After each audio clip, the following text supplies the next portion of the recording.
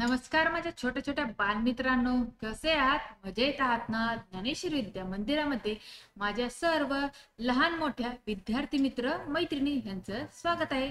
आज मी माझ्या विद्यार्थी मित्रांसाठी अकबर बिरबलाच्या आपल्या गोष्टीतल्या खजिन्यातून आणखीन एक गोष्ट घेऊन आलेली आहे. त्या गोष्टीचं नाव सांगण्या अगोदर तुम्ही जर आतापर्यंत आपल्या ज्ञानेश्वर विद्या मंदिराला सबस्क्राईब केलं नसेल तर लगेच सबस्क्राईब करून घ्या व सबस्क्राईब समोर जे नोटिफिकेशन आहे त्याला हिट करा, जेणेकरून आपल्या चॅनलवरती अपलोड होणारे नवनवीन व्हिडिओज तुम्हाला पाहायला मिळतील. तर आजची आपली कथा आहे मूर्ख प्रश्न. काय कथेचं नाव आहे? मूर्ख प्रश्न. पहा, एकदा दरबार चालू असताना बादशाच्या मनात एक विचार आला. त्याने दरबारातील सर्व कामे बाजूला ठेवून बिरबलाला विचारले, बिरबल, एखाद्या नालायक माणसाशी गाठ पडली तर काय करावे? बिरबल खूप कामात होता.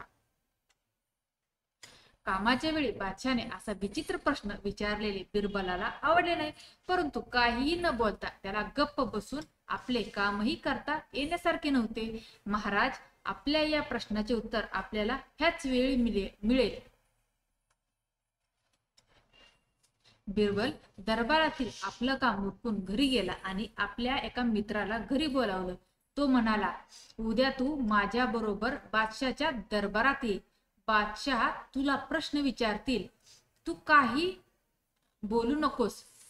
बादशाने कितीही प्रयत्न केले तरी तू तोंड उघडू नकोस. घरी आल्यावर मी तुला इनाम देईन. दुसऱ्या दिवशी मित्राला घेऊन बिरबल बादशाच्या दरबारात गेला. बादशाला मुजरा करून तो म्हणाला, महाराज, आपल्या कालच्या प्रश्नाचं उत्तर माझा हा मित्र देईल.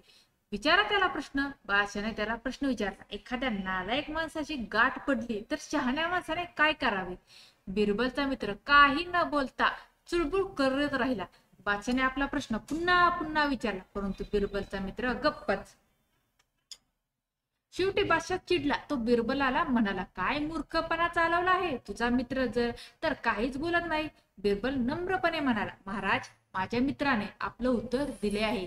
नालायक माणसाबरोबर गाठ पडली तर गप्प राहावे. बादशाला उत्तर मिळाले, परंतु बिरबलने आपल्याला नालायक ठरवल्यामुळे तो मनातून खजील झाला. तर अशा प्रकारे बिरबलाने अकबराला कसं उत्तर दिलं हे आजच्या आपण कथेतून पाहिलं. जर तुम्हाला ही आजची कथा आवडली असेल तर कथेला जास्तीत जास्त शेअर करा.